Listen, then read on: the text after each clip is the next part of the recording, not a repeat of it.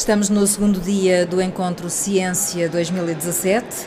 O tema da sessão plenária de abertura deste segundo dia é a ciência na diplomacia, diplomacia com ciência, um debate em que está em cima da mesa o papel da dimensão científica nas sociedades modernas. Um dos oradores desta sessão de abertura foi Nart, Dohjoka, é diretor do Programa de Diplomacia da Ciência da Royal Scientific Society, na Jordânia, e consultor de Diplomacia da Ciência no Centro de Tecnologia da Comissão Económica e Social das Nações Unidas para a Ásia Ocidental, um centro das Nações Unidas.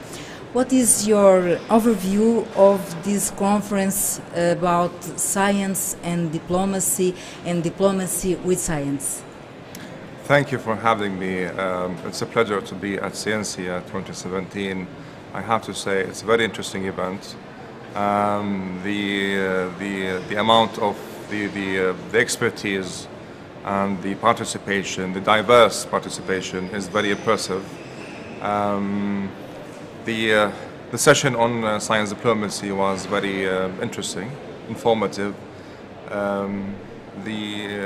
The range of speakers was carefully chosen, I believe, and it was an interesting debate to give some views on the role of science diplomacy in different disciplines and from different perspectives.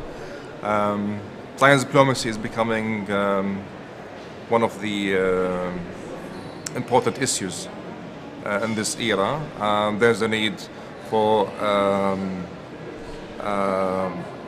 an effective interface between science diplomacy, taking into account all the scientific problems that that we're facing right now.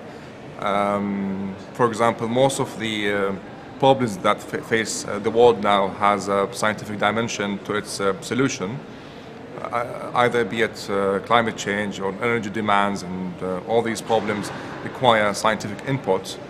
So there's a need for to have this kind of interaction between the scientists and diplomats to find long-lasting solutions to these problems. How is the work between Jordânia and Portugal in this field? Well, I have to say I don't have any good examples of how cooperation, but I think there will be in the near future. I know Portugal has been really involved in the establishment of Sesame, the synchrotron light project in Jordan, in the early stages. So I'm sure there will be more collaborations in the future, particularly in the area of science diplomacy.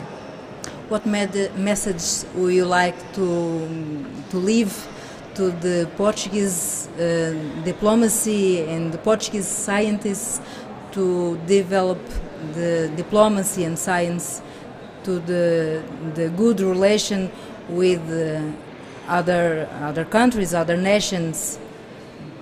Well, since this is my first time to Portugal, I have to admit that I was very impressed by the quality of the scientific community here in Portugal, and listening to the foreign minister and his words about science diplomacy. I'm pretty sure that they don't need advice, but they could offer advice on what they're doing.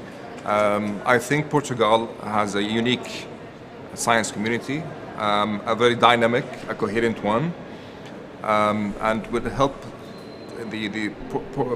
help Portugal to promote science diplomacy in an effective way. So yes, you have all the ingredients to be a successful science diplomacy promoters. Thank you very much. Thank you.